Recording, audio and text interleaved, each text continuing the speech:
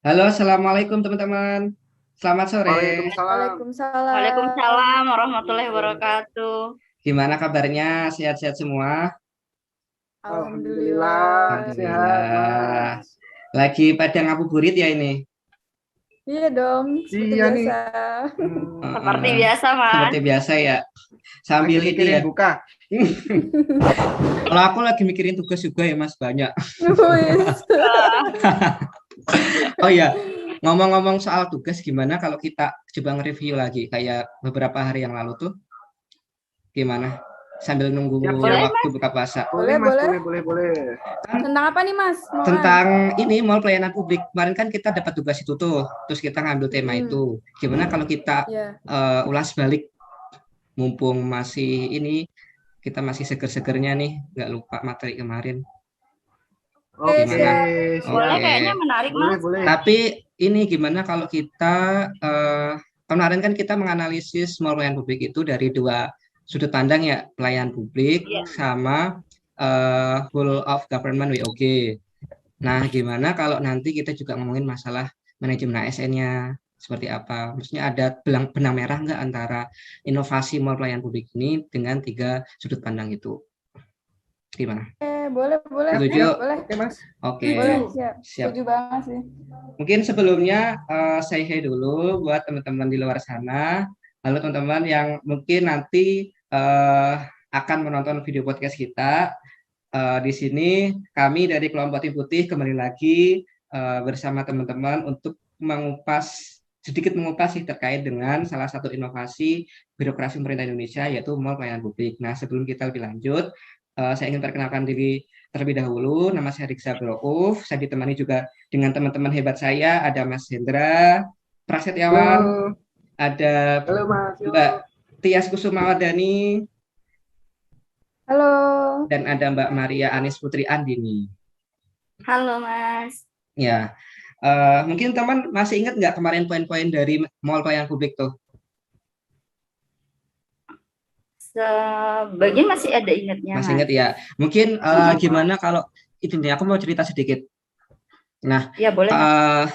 sebenarnya kalau menurut aku sendiri, mall pelayanan publik itu sebenarnya inovasi yang bagus banget sih buat apalagi dunia birokrasi di Indonesia kan istilahnya dapat dibilang kompleks ya, mengurus segala Iya. kebutuhan publik yang begitu banyak dengan masyarakat yang beratusan juta, 200 juta lebih kan. Otomatis perlu adanya peningkatan inovasi setiap tahun. Gimana caranya agar masyarakat dalam uh, mengurus urusan mereka bisa dapat secara efektif efisien selesai gitu loh.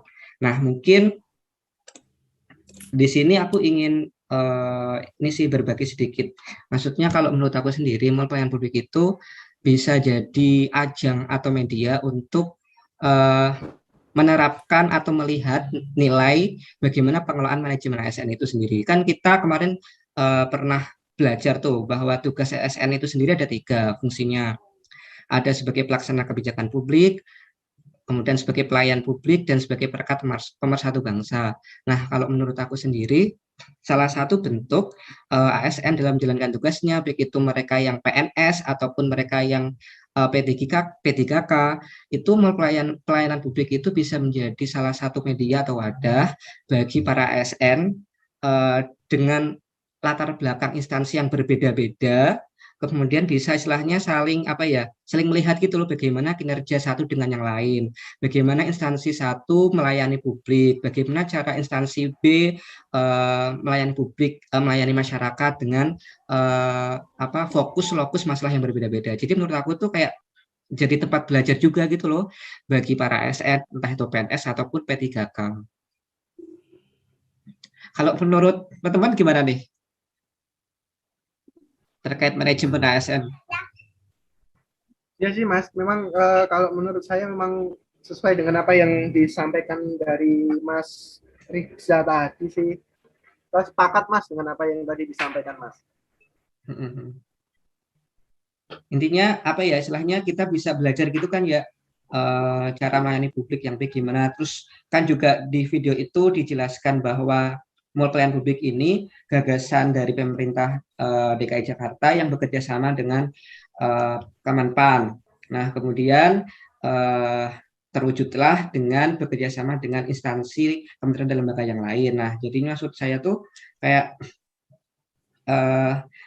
kita ya itu maksudnya bisa belajar antar instansi satu dengan instansi lain. Kemudian bagi yang punya gagasan dari Pemprov DKI Jakarta itu sendiri bisa melatih istilahnya apa ya, kompetensi ASN yang mendapatkan tugas dalam hal pengembangan mall pelayanan publik itu sendiri. Artinya kan kemarin disebutkan bahwa wakil pemerintah kota, pemerintah provinsi mengatakan bahwa setiap tahun akan dilakukan evaluasi. Maksudnya tingkat kepuasan masyarakat kayak gimana, animo masyarakat seperti apa, terus apa aja yang perlu dikembangkan. Nah, itu sebenarnya termasuk termasuk apa ya istilahnya, bagaimana kita sebagai ASN bisa mengembangkan kompetensi kita dengan cara mengevaluasi setiap kinerja yang kita pegang seperti itu. Mungkin dari teman-teman lain yang ingin mengutarakan pendapatnya terkait aspek manajemen ASN. Nah, kalau Mas izin, saya Iya. mungkin bisa ini. Mbak. Nah, kalau terkait mall pelayanan publik itu merupakan suatu ini ya, kayak konsep baru yang tepat gitu diterapkan di negara kita kan.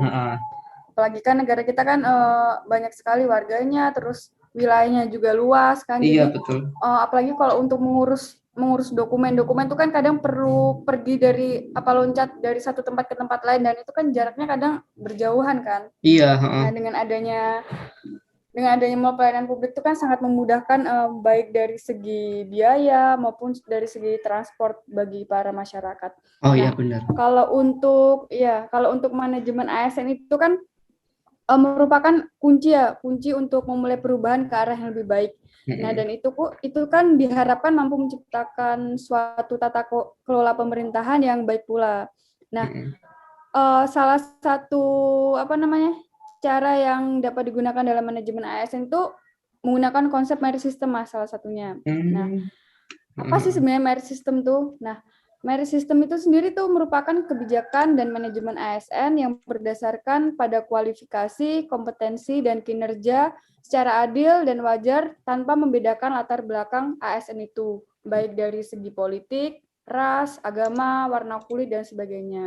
Jadi dia lebih bersifat objektif dalam penilaian ASN tersebut. Nah, dari penerapan sistem merit ini sendiri tuh untuk memastikan suatu jabatan di suatu instansi atau birokrasi pemerintah itu diduduki oleh orang-orang yang tepat, orang-orang yang profesional, dalam arti ASN itu memiliki kompetensi dalam bidangnya, dalam melaksanakan tugasnya itu berdasarkan nilai dasar, kode etik, dan kode perilaku ASN.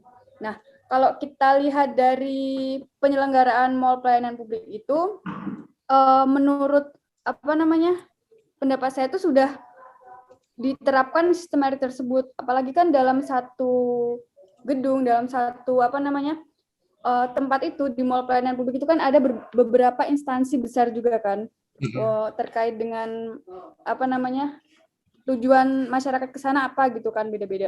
Nah, dan instansi tersebut tuh beberapa sudah menerapkan sistem merit dalam manajemen ASN-nya tersebut. Nah, sehingga dalam pelaksanaan tugasnya itu instansi tersebut tuh sudah memberikan atau menempatkan para ASN-nya sesuai dengan tugasnya yang akan dia lakukan di mall pelayanan publik itu. Jadi sudah sesuai dengan formasi jabatannya, sudah sesuai dengan pendidikannya, sehingga diharapkannya itu dapat membentuk ASN itu memiliki pola pikir yang bekerja secara profesional, berkinerja tinggi, dan selalu memberikan pelayanan yang terbaik kepada masyarakat. Nah, selain itu juga tuh diharapkan dapat meningkatkan efektivitas dan efisiensi dalam pemberian pelayanan. Nah, melalui sistem merit ini tuh ASN akan mendapatkan bentuk rewards dan punishment sebagai dampak dari produktivitas kerjanya. Jadi tergantung dari ASN, apakah ASN itu baik dalam melaksanakan tugasnya sebagai pelayan publik atau sebaliknya gitu ya. Apabila dia baik dalam melaksanakan tugasnya, maka mungkin ada beberapa kenaikan atau hadiah-hadiah lainnya mungkin dari instansi tersebut. Mantap, mantap nih. Jadi istilahnya biar kompetensi itu juga mendukung nanti supaya istilahnya lebih berkembang harus ada evaluasi gitu nggak sih Mbak? Menurut Mbak setiap Iya, tahun. betul. Nah, kalau Betul terkait sekali. tadi profesionalitas dalam pelayanan publik, nah teman-teman di sini ada ingin berpendapat nggak? Maksudnya mall pelayanan publik kaitannya dengan aspek pelayanan publik itu sendiri, ada benang merahnya nggak? Oke, saya coba ya Mas Mm-mm. Rizza. Seperti yang teman-teman tadi sudah sebutkan, bagaimana tentang manajemen ASN itu sendiri, sistem merit itu sendiri. Hal itu kan sebenarnya merupakan dari hasil grand design yang ada di pemerintahan Indonesia untuk mewujudkan reformasi birokrasi. Nah, salah satu reformasi birokrasi ini adalah pelayanan publik. Sebagaimana yang sudah kita lihat video kemarin, Mall Pelayanan Publik Satu Pintu itu merupakan sebuah inovasi untuk mewujudkan pelayanan publik yang prima. Di mana dalam pelayanan publik itu sendiri kan ada unsur-unsurnya. Yang pertama ada transparansi, efektif dan efisien, aksesibel, dan mudah dan murah bagi masyarakat. Sebagaimana dulu kan mungkin kita teman-teman semua pernah merasakan kan bagaimana pelayanan publik itu yang terlalu lambat dalam penanganan, seperti kita mengurus KTP atau apa. Nah, dengan adanya Mall Pelayanan Publik Satu Pintu ini diharapkan itu masyarakat itu mudah untuk mengurus dokumen-dokumen penting yang kita perlukan, dan itu juga murah seperti itu, karena kalau dulu mungkin masih banyak calo-calo ya, kalau saat ini kan sudah ada transparansi dari prosedurnya, dari biayanya seperti itu. Yang kedua, sekarang ini dengan adanya Mall Pelayanan Publik Satu Pintu itu terasa aksesibel, jadi bukan hanya bagi kita yang orang mungkin yang bisa normal, tapi untuk orang-orang disabilitas itu terasa mudah karena mereka hanya perlu pergi ke satu tempat dan mereka bisa mengurus semua keperluan yang mereka butuhkan seperti itu. Jadi pemerintah sudah mencoba dan ini sudah inovasi yang baik untuk meningkatkan pelayanan publik yang prima, Mas Riksa, seperti itu. Siap, mantap. Jadinya inovasi pelayanan publik inovasi mall pelayanan publik ini sangat-sangat tepat ya Mbak ya buat kebutuhan masyarakat Indonesia. Dia mencakup semua masyarakat kan, baik yang sehat maupun yang orang dengan disabilitas seperti itu. Iya, intinya nggak ada diskriminatif lah ya. Benar, Oke, siap. Makasih Mbak atas pendapatnya. Sama-sama, mungkin ada yang Mas ingin menyampaikan pendapat lagi? Saya Mas. Iya, monggo Mas. Saya ingin menyampaikan Mas, untuk Mall Pelayanan Publik ini yang didirikan tersebut itu dapat kita amati dan dapat kita kaitkan juga dengan Wall of Government atau biasa disingkat dengan WOG. Apa itu Mas kira-kira yang bisa dicerna nih sama teman-teman?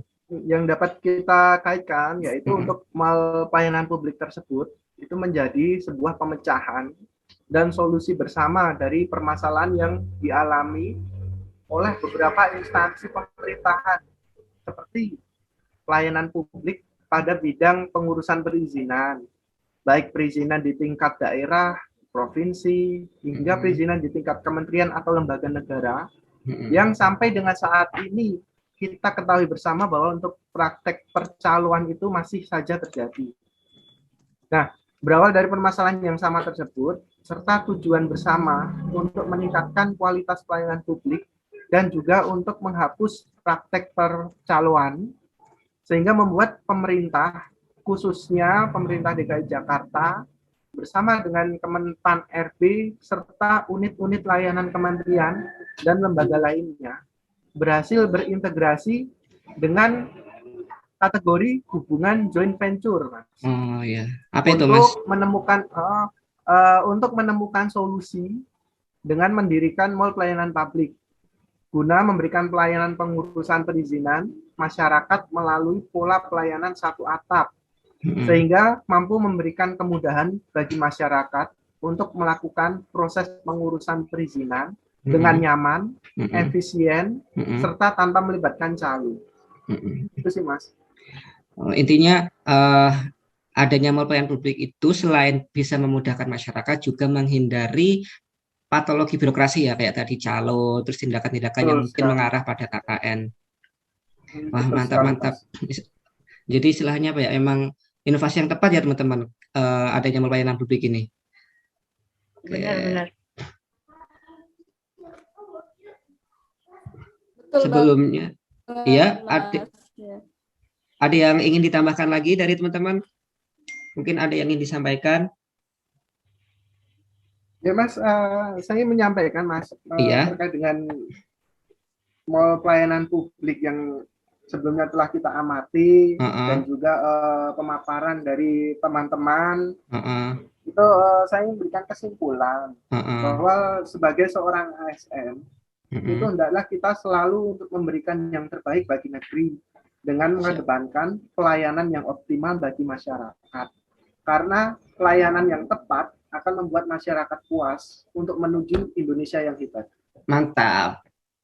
Terima kasih Mas Hendra atas closing statement-nya. Mungkin teman yang lain ingin menyumbangkan lagi.